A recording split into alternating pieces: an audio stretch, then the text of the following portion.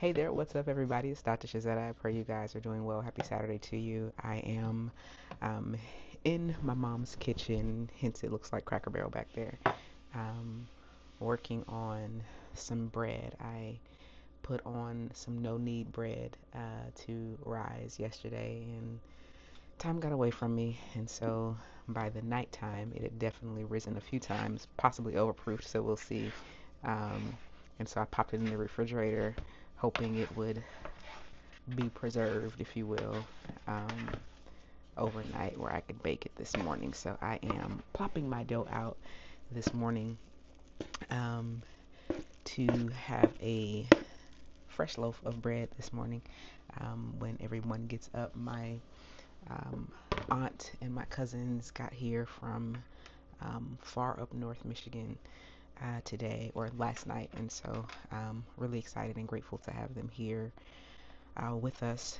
Another thing we're navigating is the changing of weather um, because it's been like in the 70s and 80s, and then last night it dropped down to the 30s, which is crazy work, particularly because my parents' heat pump has gone out and we were waiting on a repair, so I had to get up and do some old-fashioned heating of the house, turn the oven on, find the space heaters, find the electric blankets, and do all of those things. And so now, since the oven is nice and warm, and since my bread is ready to go in the oven, I'm kind of killing two birds with one stone, if you will, if you're the type to kill birds.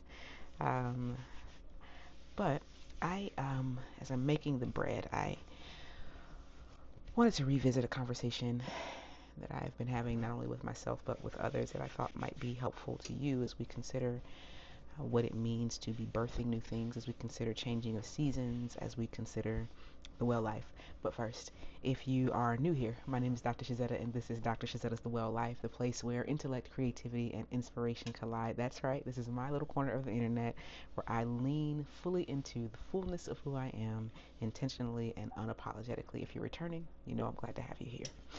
But as I'm making bread, right, I've really leaned into, I've made bread a number of ways. I love making sourdough, but sourdough takes a very long time. Well, it feels like a long time.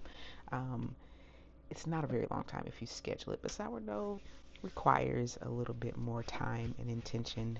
You're not going to necessarily wake up and decide that you need a sourdough loaf for 2 hours and make a good sourdough loaf.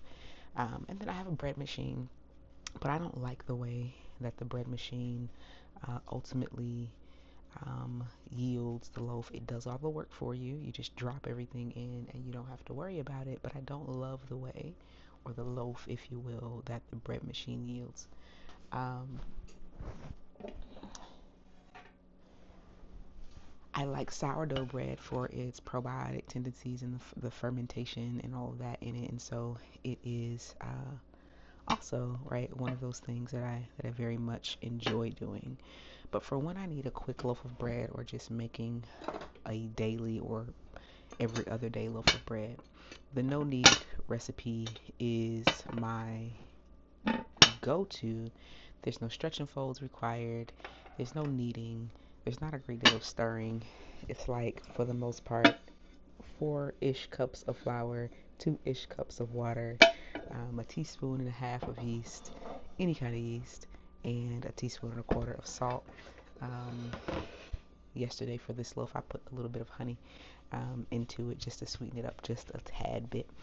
Um, so you just throw all of it into the bowl and you mix it up, and um, you let it sit. The powerful thing about bread, regardless of, I'll be right back. The powerful thing about bread, regardless of what kind of loaf you're making, you can perfect the ingredients, if you will, that are going into the loaf. It's my nonstick spray. You can perfect the ingredients that are going into the loaf, but you can't rush a loaf of bread to make it rise, right? Depends on altitude, depends on temperature, depends on things like hydration. You cannot control, even if you get the perfect rise, you can't even control how the loaf turns out. There have been some times when I have done the exact same thing, the exact same number of times, in terms of stretch and folds, the exact same number of ingredients. And because you don't have much control over what happens inside of your dough mixture once you mix it, there is a relinquishing of control that must be done. And there's no guarantee that the loaf will turn out the way you intended for it to turn out. When I first started making sourdough, that was probably one of the most frustrating things for me. Particularly because, as I said to you, sourdough takes so many extra steps, right? You've got to feed the sourdough starter, you've got to discard, you got to feed the sourdough starter, you got to let it grow, it needs to double, you need to check to make sure it floats if you're super technical about it. You need to make sure that the sourdough itself, the starter itself is ready. If you're starting completely from scratch, you've got to make a sourdough starter, which could take anywhere from 5 to 14 days, depending on the weather and the temperature in your kitchen, right? So it's 1,010 steps, it feels like, to get started with a good sourdough. But I would get so frustrated because I would work for days to get the sourdough starter going, because I made my first sourdough starter from scratch. Got that going, it's doubling, made the first loaf of bread, and it fell flat.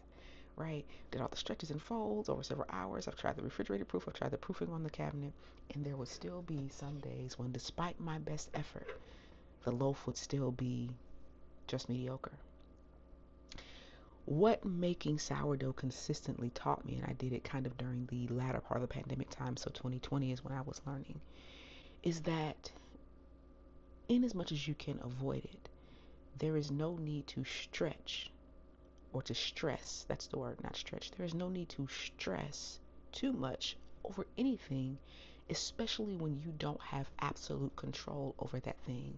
And sometimes it has to be sufficient enough to do your best and then know that you are really relinquishing control. One of the things that I have learned quite a bit over the few years about myself is that oftentimes when the end result has been beyond my control, I have still leaned into stress as if I could control it.